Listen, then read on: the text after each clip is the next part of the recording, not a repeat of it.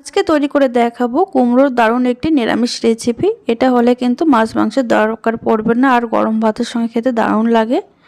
দেখুন এখানে নিয়েছি আমি কুমড়োটা এরকম একটু মোটা মোটা আর একটু ছোট ছোট করে কেটে নিয়েছি। এবার একটা মশলা তৈরি করার জন্য একটা মিক্সিং জারের মধ্যে দিয়ে দিচ্ছি 1.5 চামচ সাদা সর্ষে বা হলুদ সর্ষে, দিয়ে দিচ্ছি 1 চামচ পোস্ত। এবার এটা শুকনো আমি একটু ঘুরিয়ে নেব। দেখুন শুকনো একটু গুঁড়ো করে নিয়েছি। এতে করে এইভাবে যদি গুঁড়ো করা হয় তাহলে কিন্তু খুব সুন্দর পেস্টটা ভালো হয়। এবার এর মধ্যে দিয়ে দিলাম খানিকটা জল, দিয়ে দিলাম একটা কাঁচা লঙ্কা, দিয়ে দেবো সামান্য নুন, দিয়ে দিচ্ছি 1 চিমটি মতো হলুদ। এবার দিয়ে দেবো একটা মিডিয়াম সাইজের টমেটো। এবার সব কিছু খুব ভালো করে বেটে নিতে হবে। দেখুন একদম মিহি করে বেটে নিয়েছি।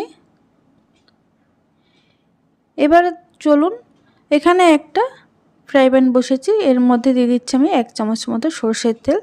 তেলটা গরম হয়ে যাওয়ার পর এর মধ্যে দিয়ে দিলাম সামান্য নুন আর দিয়ে দেবো সামান্য হলুদ। নুন আর হলুদটা তেলের সঙ্গে কিন্তু খুব ভালো করে মিশিয়ে নেওয়ার পর গ্যাসের ফ্লেম লোতে রাখা রয়েছে এই সময়। এবার দিয়ে দিলাম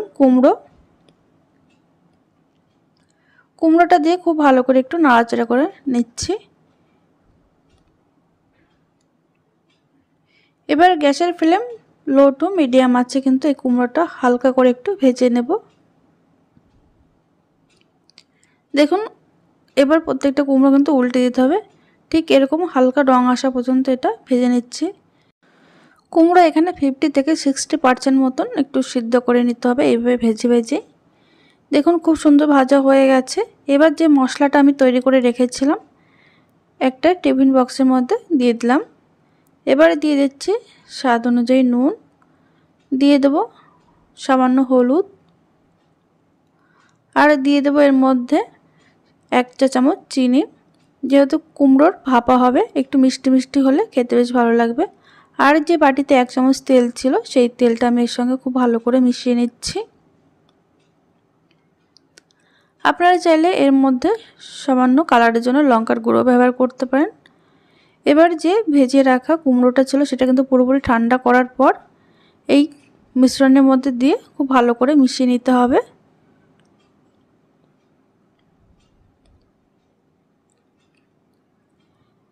দেখুন খুব ভালো করে মিশিয়ে নেওয়ার পর এবার এর মধ্যে দিয়ে দেব, এখানে আমি 1 চা চামচ সরষের তেল গরম করে নিয়েছি, তার মধ্যে দিয়ে দিলাম 1/2 চামচ কালো জিরে আর 3-4টে চেরা কাঁচা লঙ্কা, দিয়ে হালকা একটু নাড়াচাড়া করে নেওয়ার পর এর মধ্যে এবার দিয়ে দেব।